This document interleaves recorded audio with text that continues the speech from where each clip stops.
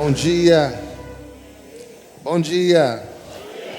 Vou pedir que você abra a sua Bíblia em Romanos, no capítulo 1.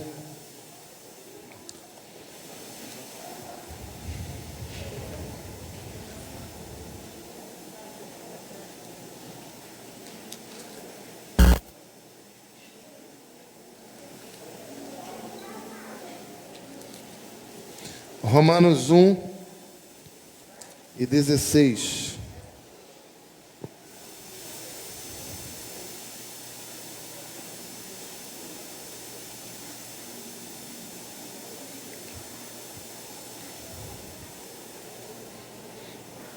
Nós vamos usar essa carta de Paulo aos Romanos, porque a carta de Paulo aos Romanos é como uma estrada. E nós precisamos de fazer 4 paradas, em 4 versículos chaves de Romanos, para a gente entender a salvação de Deus. Romanos 1 e 16, Paulo diz assim, vamos juntos? Pois não me envergonho do Evangelho, porque é poder de Deus para a salvação de todo aquele que nele crê. Em primeiro, do judeu, e também do grego, visto que a justiça de Deus se revela no Evangelho de fé em fé, como está escrito, o justo viverá por fé. Senhor Deus, nós nos curvamos diante da soberania, da autoridade infalível das Escrituras, e pedimos que haja salvação nesta manhã aqui, Pai, e que cada um possa ser usado por Ti, também para apresentar esse Evangelho poderoso, transformador, salvador, aos que estão completamente desorientados e perdidos. Fala ao coração de cada um, fala ao coração do Teu povo nesta manhã. É o que te pedimos em nome de Jesus. Amém e amém. Glória a Deus. Paulo disse, não me envergonho do Evangelho. Romanos 1 e 16. Mas quando você volta no capítulo 1, Romanos 1 e 1, Paulo vai dizer que esse Evangelho é o Evangelho de Deus. E esse Evangelho de Deus é poderoso. E esse Evangelho é a manifestação do poder de Deus para salvar todo aquele que nele crê. Todo aquele que crê nesse Evangelho. Dessa forma, você e eu, nós temos apenas 2 condições, uma das 2, diante de Deus. Ou nós estamos perto de Deus, ou nós estamos longe dele. Ou nós estamos condenados ao inferno, ou nós estamos destinados ao gozo eterno. Ou nós estamos salvos em Deus, ou nós estamos completamente perdidos, ou nós estamos no império das trevas, ou nós estamos no reino do Filho do seu amor, ou nós estamos condenados sobre a ira de Deus, ou nós estamos salvos pela graça de Deus em Cristo Jesus. Então, só existem essas 2 condições, e eu quero nessa manhã apresentar de maneira breve para você o Evangelho de Deus sobre 4 verdades absolutas. Se você quer receber salvação nesta manhã, se você quer que o Espírito Santo lhe converta, se você quer nessa manhã ser salvo pelo poder desse Evangelho, você precisa entender 4 verdades que Romanos vai colocar para a gente aqui. E a primeira verdade, a primeira parada na estrada da salvação está no capítulo 3. Veja comigo, Romanos 3 e 23. Presta atenção, para você ser salvo e alcançado pelo Evangelho, você precisa ser convencido desta verdade que está em Romanos 3 e 23. Vamos ler juntos? Pois todos pecaram e carecem da glória de Deus. Mais uma vez, pois todos pecaram e carecem da glória de Deus. Para que eu seja alcançado pelo Evangelho, para que eu seja transformado pelo poder do Evangelho, a primeira coisa que eu preciso ser convencido é que eu sou um pecador. O texto diz: todos pecaram. Eu sou um pecador. A minha natureza é uma natureza pecaminosa. Os meus instintos são instintos pecaminosos. Os meus pensamentos são pensamentos pecaminosos. Os meus impulsos são impulsos pecaminosos. Os meus desejos são desejos pecaminosos. Nós somos pecadores. Mesmo que nós não vivamos na prática do pecado, mesmo que você seja alguém que não vive mergulhado no pecado, mas nós somos pecadores na nossa essência, nós somos pecadores na nossa natureza, e nessa condição, você pode observar Romanos 3:19, que Deus nos dá a sua lei, os seus mandamentos, para que através do conhecimento desta lei, através do conhecimento desses mandamentos, nós tenhamos convicção de que somos pecadores. Ora, sabemos que tudo o que a lei diz aos que vivem na lei, o diz para que se cale toda a boca e todo mundo seja culpável perante Deus. Ou seja, a lei, ela vai apontar o nosso pecado. A lei, ela vai dizer o que está de errado conosco. A lei vai mostrar para nós o peso do nosso pecado e a nossa incapacidade de obedecê-la. Então a lei, ela serve para nos condenar, para revelar aquilo que nós somos diante de Deus. Somos completamente dependentes dele. Somos pecadores. E nós necessitamos da manifestação da glória de Deus na nossa vida. Em 1 João, no capítulo 1, versículo 8, diz: se dissermos que não temos pecado nenhum, a nós mesmos nos enganamos, e a verdade não está em nós. Então, irmãos, nós precisamos estar convictos, convencidos de que nós somos pecadores, de que nós necessitamos da glória de Deus. Segunda parada na estrada da salvação está em Romanos 6:23. Veja comigo Romanos 6:23. Vamos juntos? Porque o salário do pecado é a morte, mas o dom gratuito de Deus é a vida eterna em Cristo Jesus, nosso Senhor. Eu sou pecador, nós somos pecadores. E qual é a recompensa? Qual é o pagamento que nós recebemos? Qual é o salário que nós recebemos pelo fato de nós sermos pecadores? Diz o texto: o salário do pecado é a morte. Ou seja, nós recebemos como um pagamento da parte de Deus, como consequência dos nossos pecados, a morte espiritual. A morte espiritual. A Bíblia diz, Efésios 2:1, que nós estamos mortos em nossos pecados e delitos. Mortos em nossos pecados e delitos. Nós não temos nenhum contato com Deus enquanto mortos. Nós não temos nenhum relacionamento com Deus enquanto mortos, porque o pecado nos matou. Morto não tem relacionamento, morto não tem mais intimidade, morto não consegue mais se aproximar das pessoas para conviver com elas. Nós estamos completamente afastados de Deus, completamente frios, completamente mortos. Espiritualmente, sem Deus, nós estamos mortos, estamos impotentes, estamos inertes. Nós não podemos fazer absolutamente nada para mudar isso, porque nós estamos mortos. E o morto não tem reação. Quando a pessoa morre, ela não consegue mais agir, não consegue mais reagir, ela não pode mais voltar atrás e mudar as coisas. Assim é o nosso estado sem a presença de Deus.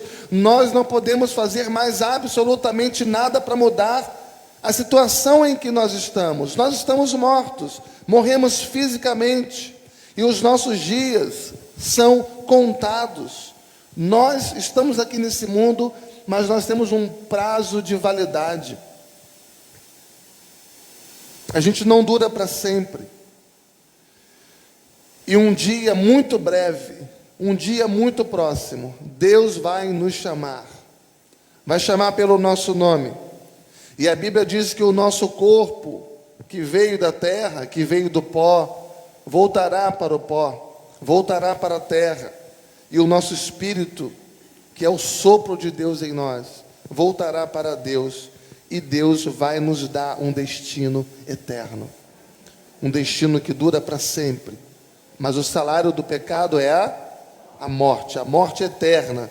Significa que se eu morrer fisicamente, sem ter ressuscitado espiritualmente, eu enfrentarei não apenas a primeira morte, que é a morte física, mas enfrentarei a segunda morte, que é a morte espiritual. E eu estarei eternamente longe de Deus. Estarei num estado eterno de completa destruição. Foi isso que disse o texto aqui: o salário do pecado é a morte. Mas nesse versículo de Romanos 13:23, ainda há uma adversativa. No versículo que nós estamos aqui, do salário do pecado é a morte.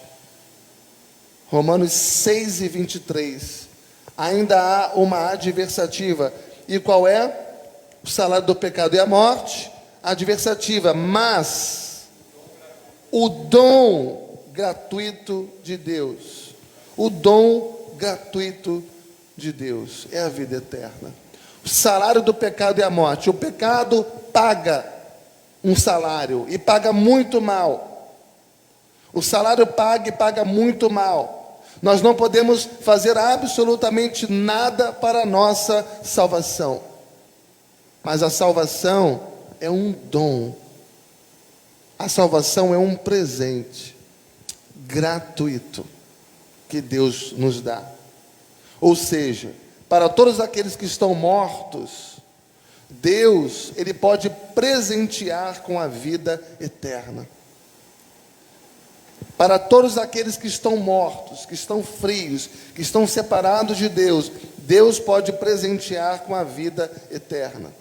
E a vida eterna não é somente no sentido de durabilidade de vida. Vida eterna não é apenas uma vida que nunca se esgota, uma vida que nunca se acaba. Mas vida eterna é ressurreição espiritual. Vida eterna é uma qualidade de vida na presença de Deus. Vida eterna é você ter para sempre a presença de Deus dentro de você. Vida eterna é você ter um coração novo. É você ser uma nova criatura. É você ser alguém que nasceu de novo, alguém que foi regenerado. E consequentemente você que estava morto, completamente afastado de Deus, agora Deus te deu vida. E você passa a partir de agora então ter comunhão com Deus. Você passa também a fazer parte da família de Deus. Você passa a fazer parte do corpo de Cristo. E todos os seus pecados, eles são perdoados. Todas as condenações que pesam sobre você são completamente expurgadas da sua vida. E já não há mais condenação para aqueles que estão em Cristo Jesus. Você crê nisso? Amém? Então, o primeiro ponto na estrada da salvação: todos nós somos pecadores. Segundo ponto na estrada da salvação: o salário do pecado é a morte. E a terceira parada, Romanos 5:8. Vamos juntos, Romanos capítulo 5, versículo 8. Mas Deus, vamos juntos, mas Deus prova o seu próprio amor para conosco, pelo fato de ter Cristo morrido por nós, sendo nós ainda pecadores. Deus prova o seu próprio amor.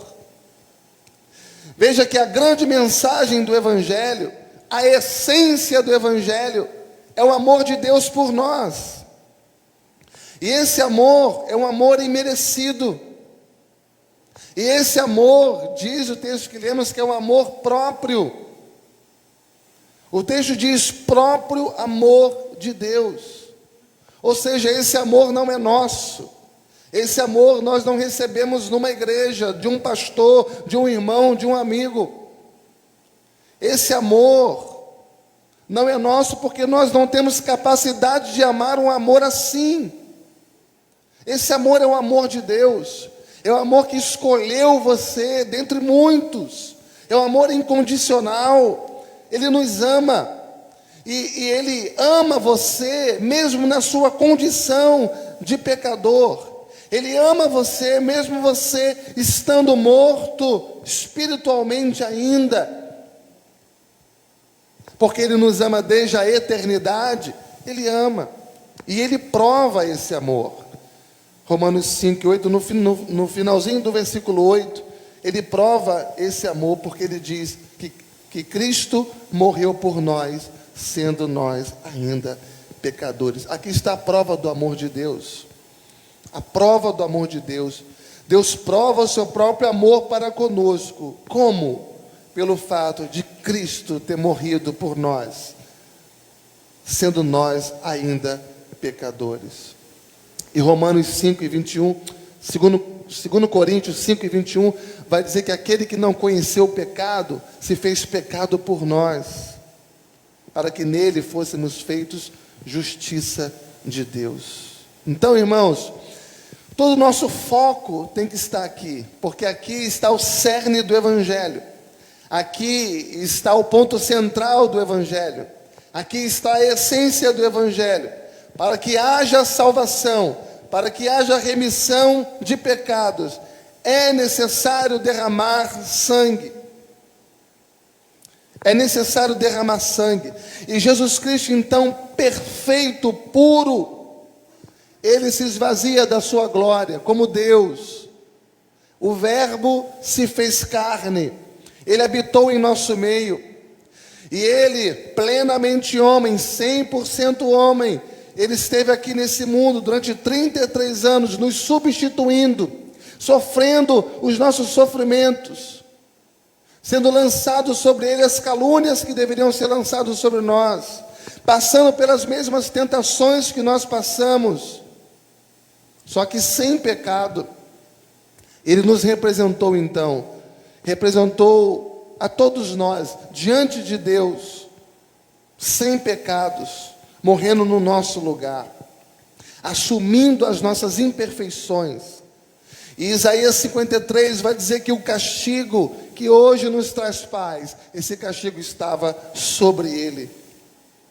Ou seja, Ele morreu no nosso lugar. Ele pagou o preço pela nossa redenção. Ele recebeu a ira justa de Deus que deveria ser lançado sobre nós, e nós não suportaríamos. Ele recebeu toda a ira de Deus sobre si mesmo. E Ele morreu por nós. Ele morreu substitutivamente, para nos substituir. Ele morreu expiatoriamente. Ele morreu propiciatoriamente, para aplacar a ira de Deus, porque Deus é santo, Deus é puro, e a sua ira santa se acendeu contra o nosso pecado. E nós deveríamos morrer, porque o salário do pecado é a morte. Mas para que nós vivêssemos, Ele nos cobriu com o seu sangue.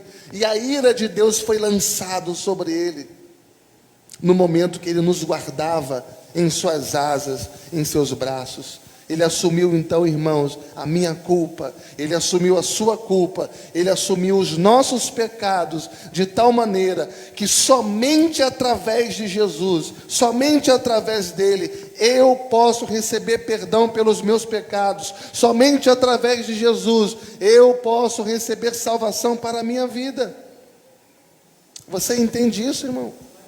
Então é nele, em Jesus Cristo, é na justiça que há no sangue de Jesus, não é na minha justiça própria, não é eu bater no peito e achar que eu posso, que eu sou, que eu consigo.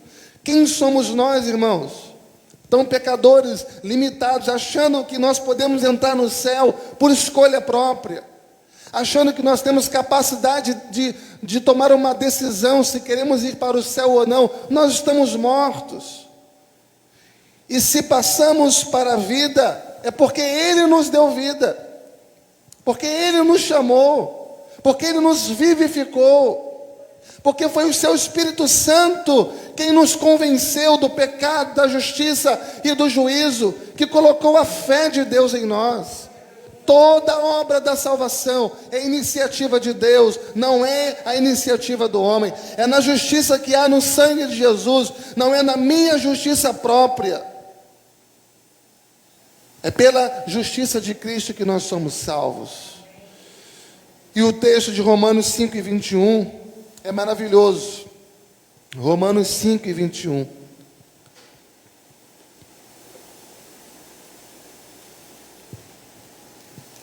Aquele que não conheceu o pecado, Ele o fez pecado por nós, para que nele fôssemos feitos justiça de Deus.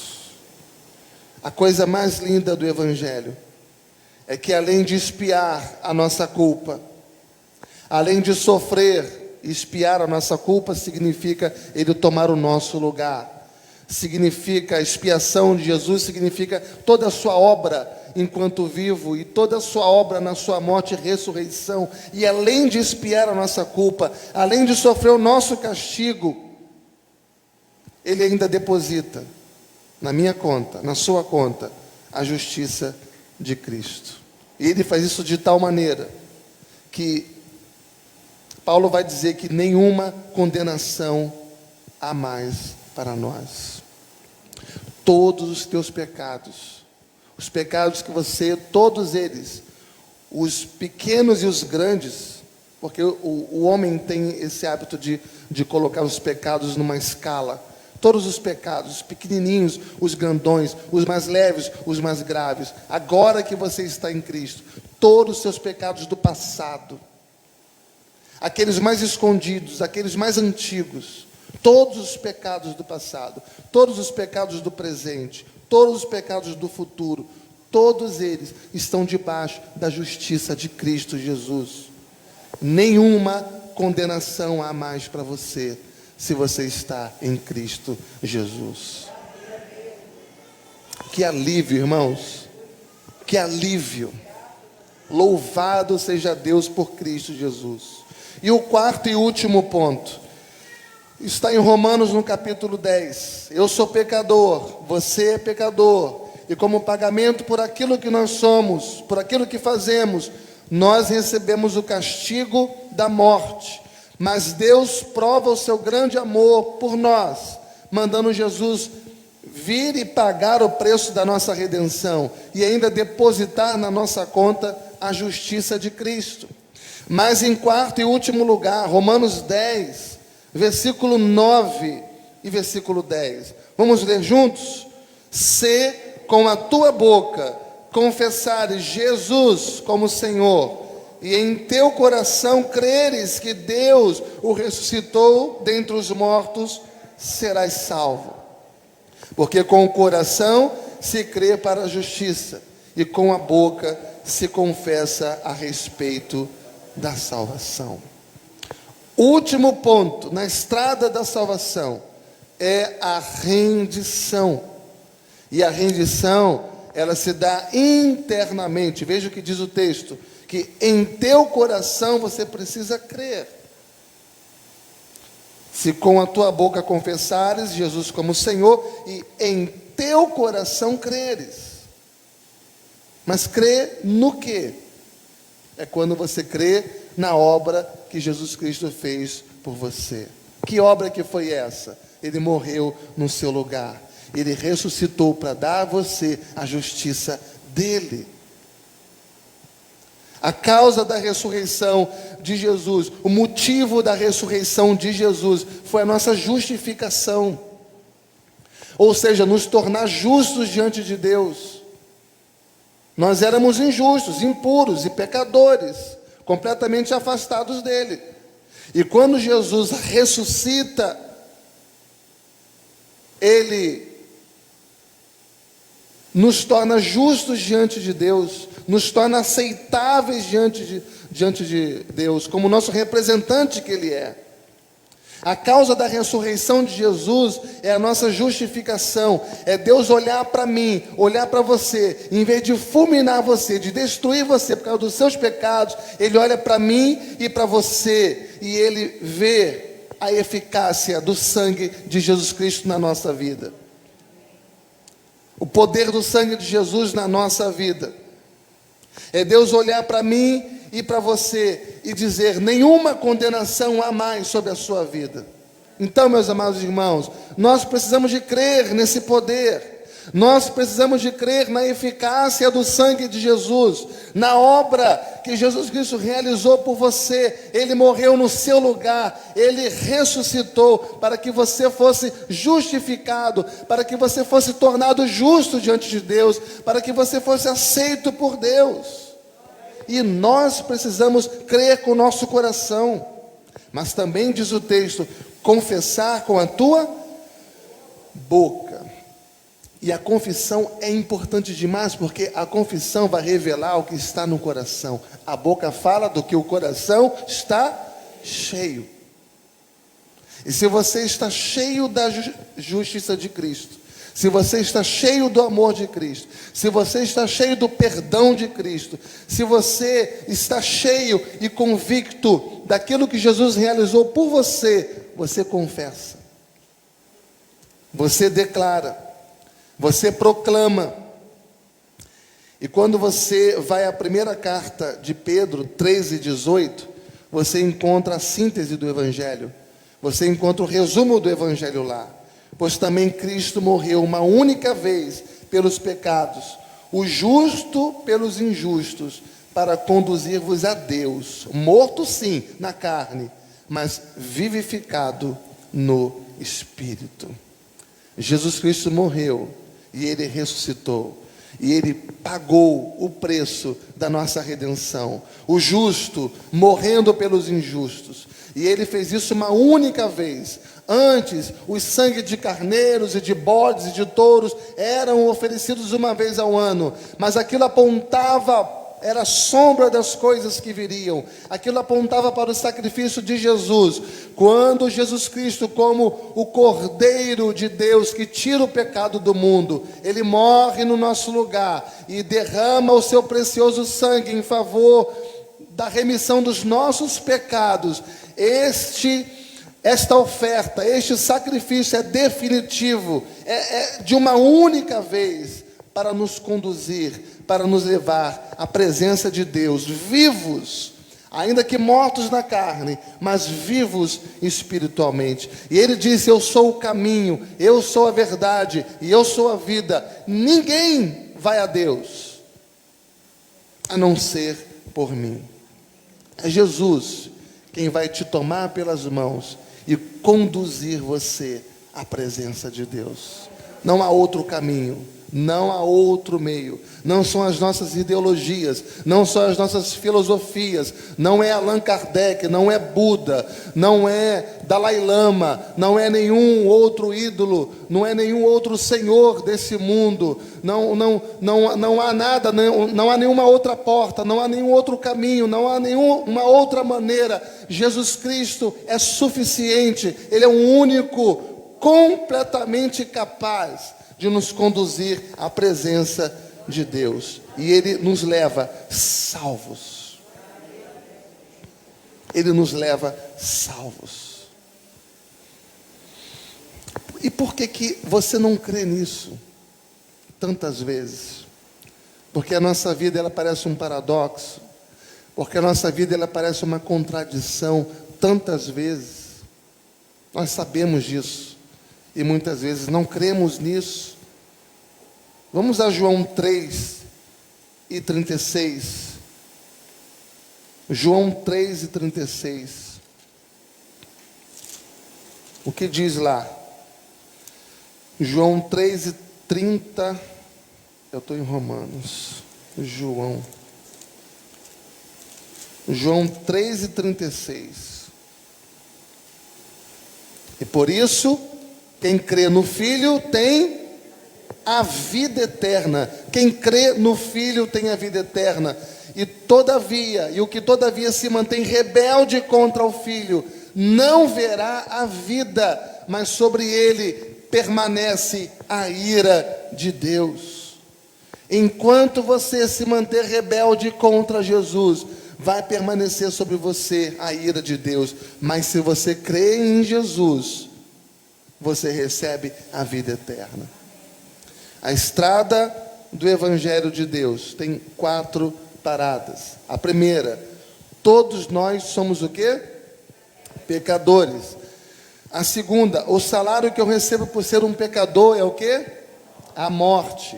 A terceira, mesmo eu sendo um pecador, Deus me amou, Deus me ama e fez com que o seu Filho morresse no meu lugar. E através do seu sacrifício único, seu sacrifício perfeito, seu sacrifício irrepetível, seu sacrifício eficaz, ao ressuscitar, ele ressuscita para a nossa justificação.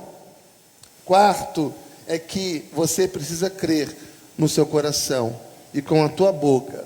Você precisa confessar essas verdades. Entender que se com o teu coração você crê, se com a tua boca você confessar Jesus Cristo como Senhor, que Ele morreu e Ele ressuscitou por você, você tem a vida eterna. Mas João 3,36, ele coloca aqui, se você crê, você tem a vida. Mas se você se mantiver rebelde à mensagem do Evangelho, a ira de Deus permanece sobre você, porque aí então você é filho da ira. Você continua no império das trevas. Você continua sendo dominado pelo maligno e fazendo tudo aquilo que Satanás ditar para você. No império das trevas, o espírito que opera sobre os filhos da ira, sobre os filhos da desobediência, é justamente Satanás agindo nas vidas, destruindo as vidas. Então, meu querido irmão, minha querida irmã, você está aqui hoje e eu creio que foi Deus que te trouxe aqui para que você cresça nessa verdade bendita e para que você se rendesse a ela, para que você se prostre diante do Evangelho de Deus, porque nós não temos justiça em nós mesmos, nós não temos. E Romanos 10:13 diz que todo aquele que invocar o nome do Senhor será salvo. Amém? Tem alguém aqui nessa manhã que quer se render a esse Evangelho? Tem alguém aqui nessa manhã que quer crer nessa salvação de Deus que é oferecida a Jesus Cristo? Alguém que quer assumir um compromisso com o Senhor? Louvado seja Deus. Creia. Alguém pode dizer, olha pastor, me desculpe, mas eu não tenho essa fé. Peça a Deus, porque Ele vai dar a fé salvadora para você. Amém? Vamos ficar em pé. Pai, como confio no Teu amor, como confio no Teu favor. O Senhor é um Deus galardoador para aqueles que confiam. Aleluia.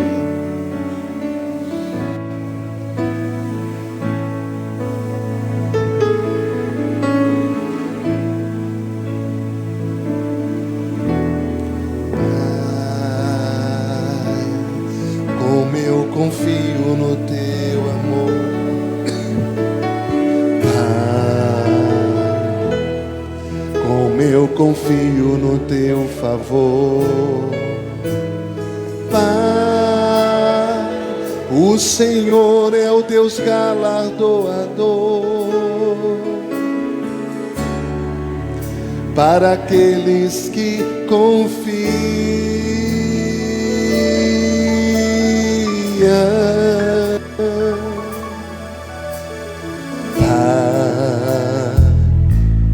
Muitos tentaram, mas não conseguiram.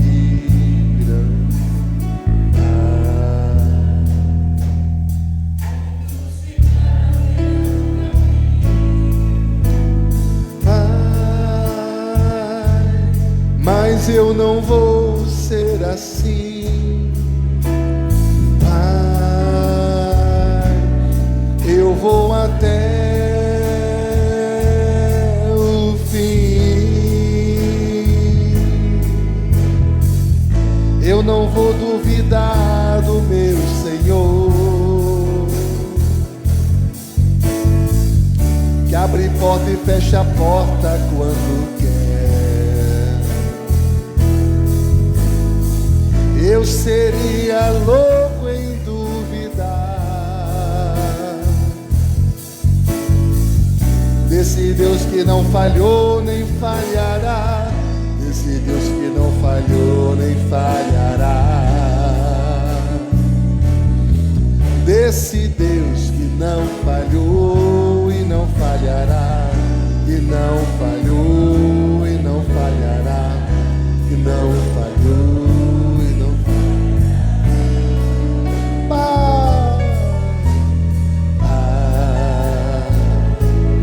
Como eu confio no teu amor, como eu confio no teu favor, Pai. O Senhor é o Deus galardoador para aqueles que confiam.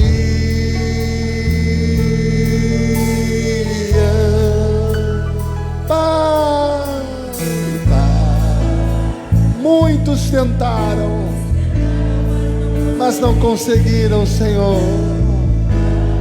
Muitos ficaram à beira do caminho. Faça esse compromisso com Ele. Diga: eu não vou ser assim. Diga: eu vou até o fim. Eu vou até o fim. Eu não vou duvidar que abre porta e fecha a porta.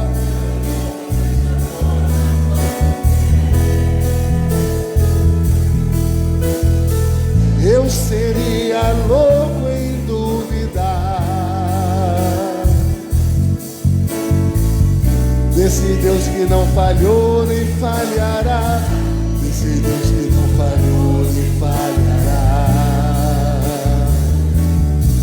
desse Deus que não falhou e não falhará, não falhou e não falhará, que não falhou e não falhará.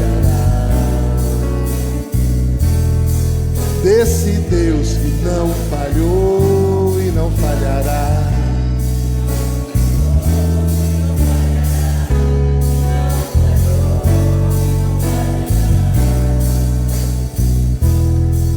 Desse Deus que não falhou e não falhará, que não falhou e não falhará, que não falhou e não falhará.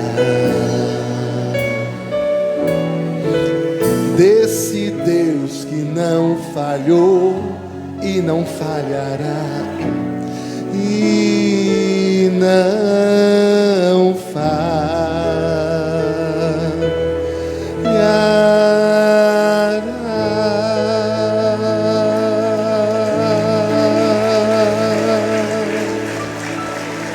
Não falhará.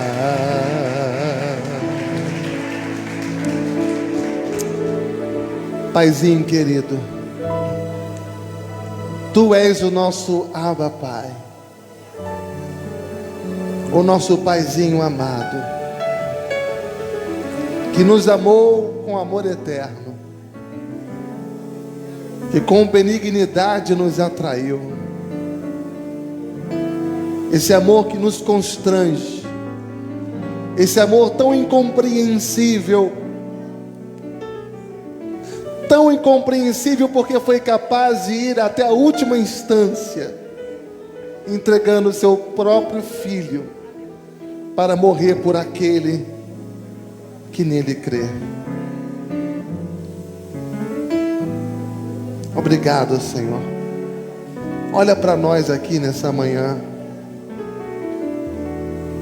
Essa é a verdade mais importante de toda a teologia. Essa é a verdade mais significativa de toda a religião. A verdade de que há um só Deus, um só mediador entre Deus e os homens, Jesus Cristo, homem, que pagou o preço da nossa redenção, que ressurgiu, ressuscitou para a nossa justificação, e que hoje está intercedendo por nós, à destra de Deus. Jesus é o nosso Rei, Jesus é o nosso sacerdote, Jesus é o nosso profeta. Deus repreende toda a cegueira que o diabo está tentando fazer na mente de muitas pessoas, e que essas pessoas possam crer nessas verdades gloriosas do Evangelho. Que o poder do Evangelho seja derramado aqui nesta manhã, Senhor. O poder do Teu Espírito Santo, que convence o homem do pecado, que convence o homem da justiça que há no Seu Filho Jesus, que convence o homem do juízo eterno, da condenação eterna. Faz isso, Senhor. Glorifica o Teu nome. Cumpra a Tua vontade soberana nas nossas vidas. É o que nós Te pedimos humildemente. Toma cada pedido de oração, cada pedido que está no coração, nos lábios dos meus irmãos, cada pedido que está nesse cálice de oração. Visita profundamente, Senhor, cada necessidade, cada necessitado, e lida com as nossas causas, lida com as nossas impossibilidades, lida com aquilo que é maior do que nós.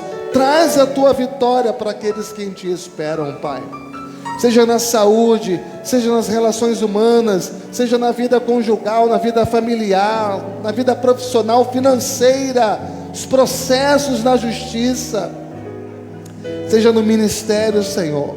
Seja em qual aspecto da nossa vida for, que todos os aspectos da nossa vida sejam alcançados pelo Teu poder, pela Tua graça, pela Tua misericórdia. Transforma situações hoje aqui, Senhor. Nós somos um povo que confia em Ti, nós somos um povo completamente necessitados do Teu agir.